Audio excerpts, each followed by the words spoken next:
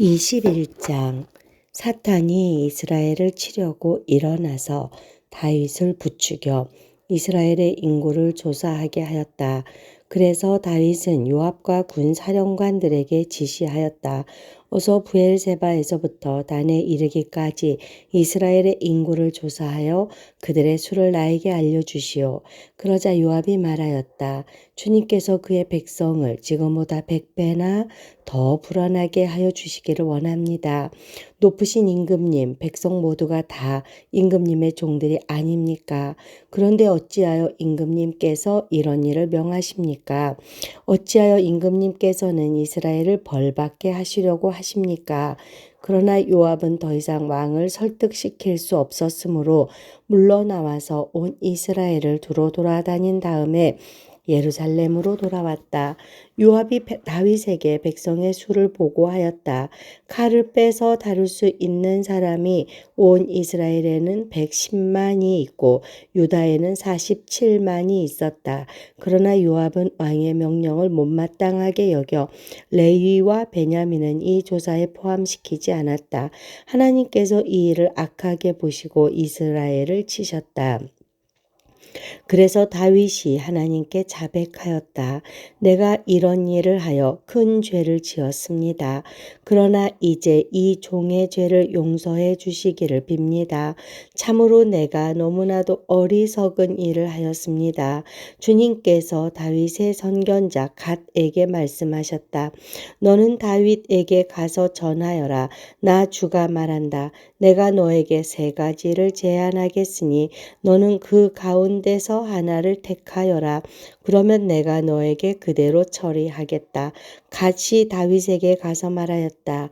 주님께서 말씀하십니다. 너는 선택하여라. 3년 동안 기근이 들게 할 것인지 원수의 칼을 피하여 석 달 동안 쫓겨다닐 것인지 아니면 주님의 칼 곧 전염병이 사흘 동안 이 땅에 퍼지게 하여 주님의 천사가 이스라엘 온 지역을 멸하게 할 것인지를 선택하여라.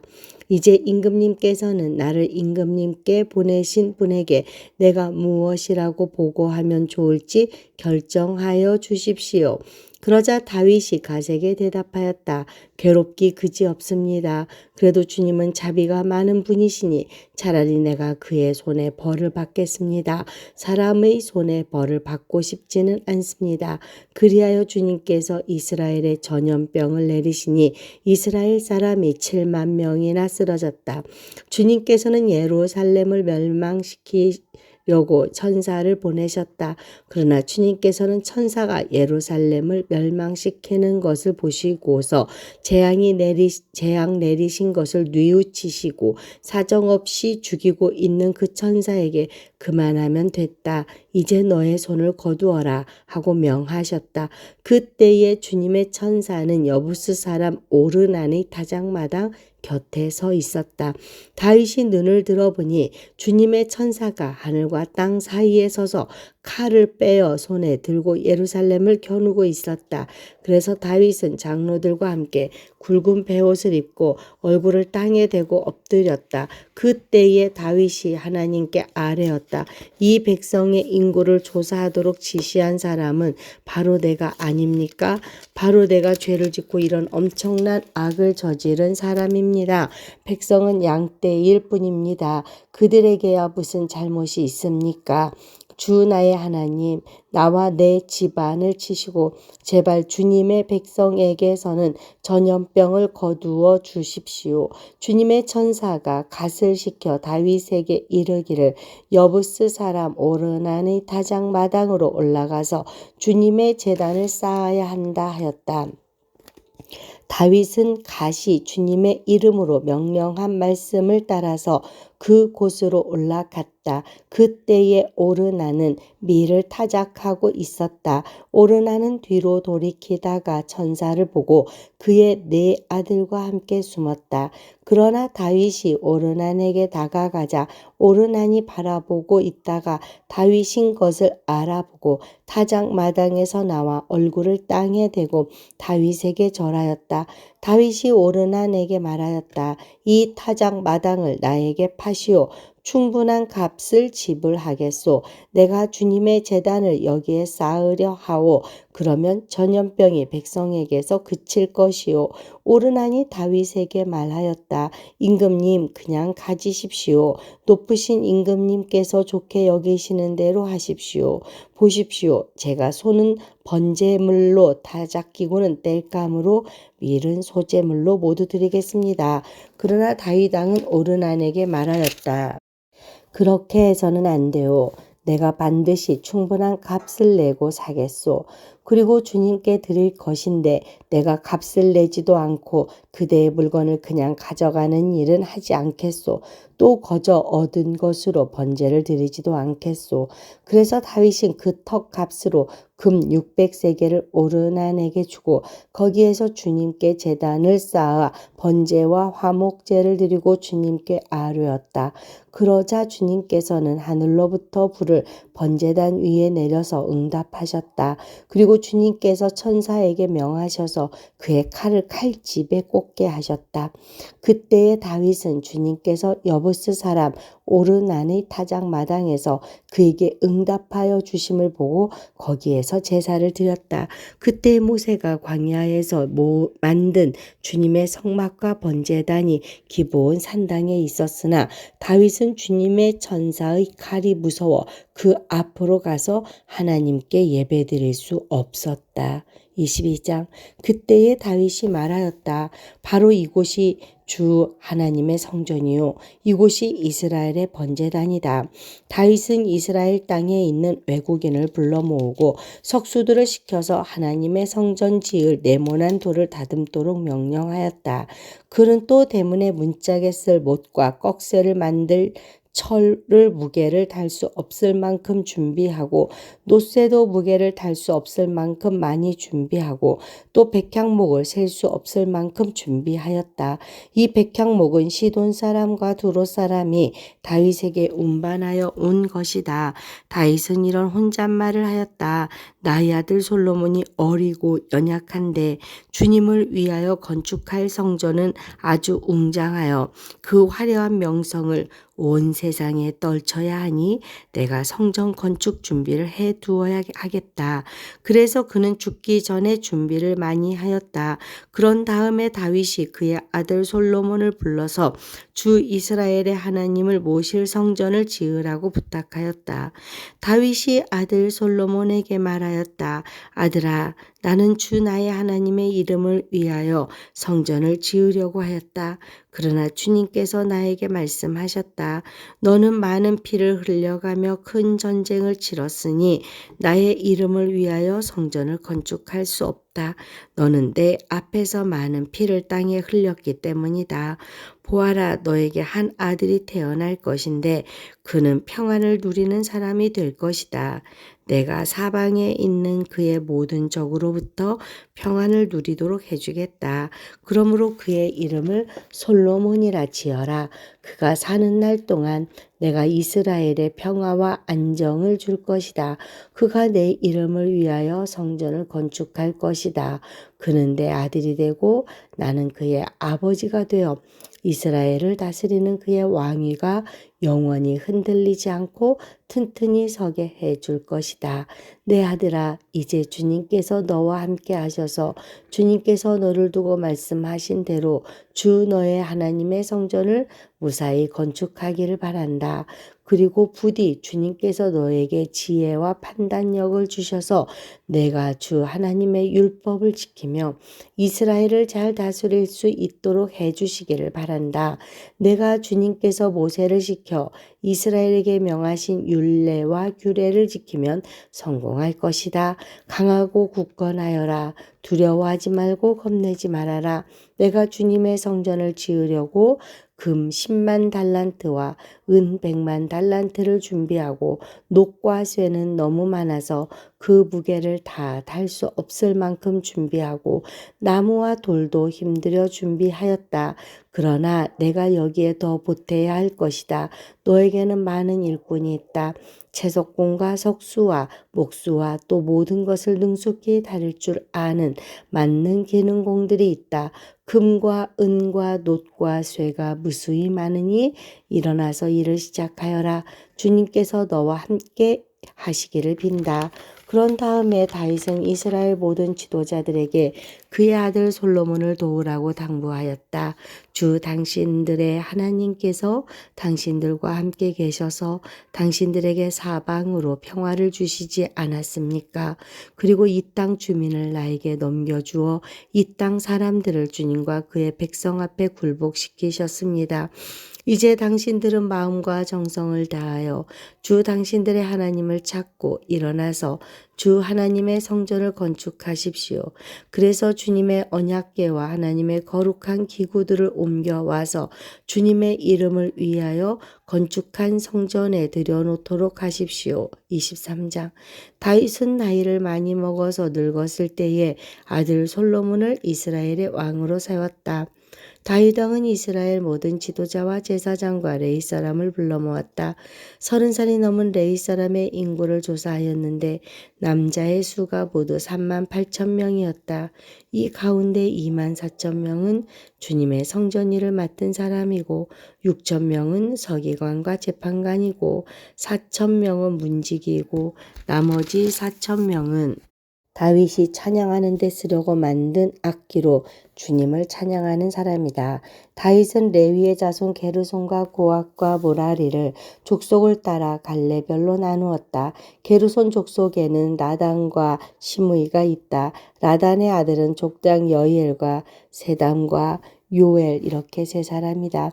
시므이의 아들은 슬로밋과 하시엘과 하란 이렇게 세 사람이고 이들 모두가 라단 가문의 족장이다. 또 시므이의 아들은 야핫과 시나와 여우스와 브리아이다.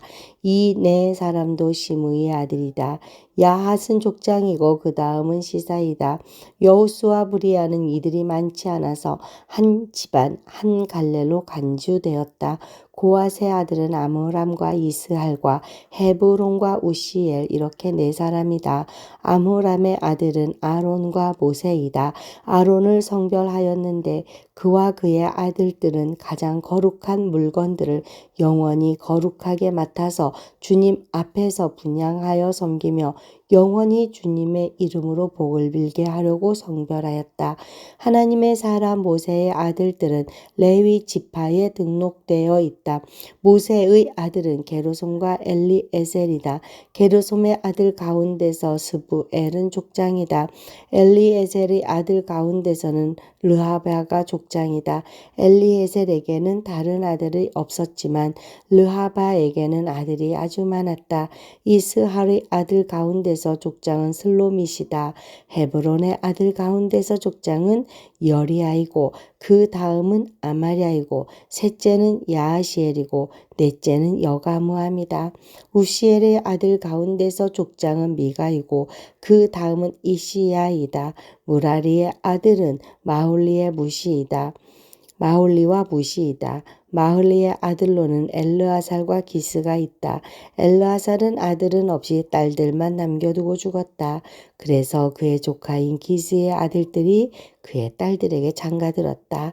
또 무시의 아들로는 마홀리와 에델과 여레못 이렇게 세 사람이 있다. 이들은 각자의 가문별로 인구를 조사하여 이름이 기록된 레위의 자손으로서 주님의 성전에서 섬기는 일을 하는 20살이 넘은 각 가문의 족장들이다. 다윗이 말하였다. 주 이스라엘의 하나님께서 그의 백성에게 평안을 주시고 예루살렘에 영원히 계실 것이므로 레위 사람이 다시는 성막과 그를 섬기는 모든 기구를 맬 필요가 없다. 다윗의 유언에 따라 20살이 넘은 레위 자손을 조사하였다.